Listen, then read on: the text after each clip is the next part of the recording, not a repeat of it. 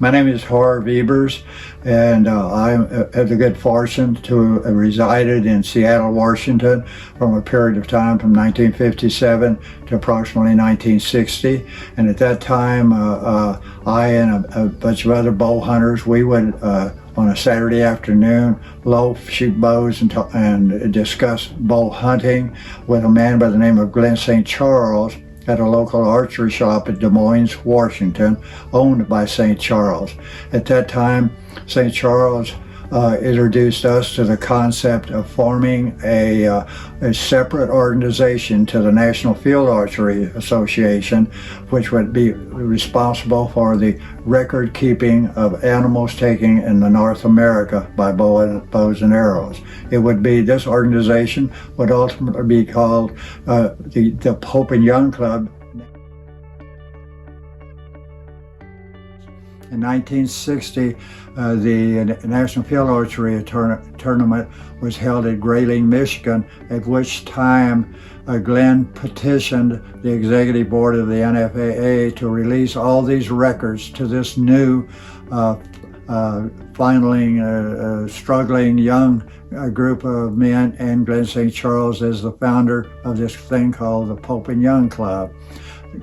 NFAA graciously allowed that, and that was the beginning of the Pope and Young Club. In January of 1960, the Pope and Young Club was formally founded by St. Charles and his group of cohorts. It was Glenn's thoughts that Saxton Pope and Art Young, old mentors of bow hunting, should be the name of the Pope and Young Club. It was ultimately called the Pope and Young Club. The first so-called convention of the Pope and Young Club was held at the Palmer House in Chicago, Illinois in 1962. I had the pleasure of tabling a table, hosting a table, and a man by the name of Mel Johnson from Illinois had just killed the new world record whitetail deer, which to my knowledge still stands today as the world record whitetail deer ever taken with archery equipment. From that humble beginning, St. Charles and his crew of compatriots grew this club from a fledgling group of 10 or 15 men, himself as the sole guiding light. He put in hundreds of hours, discussions with game and fish all over, especially the western states, and the game and fish, through St. Charles' effort and this new Pope and Young Club board, they were granted opportunities to hunt big game in the western part of the United States. The 1960s were a busy time for St. Charles and the board.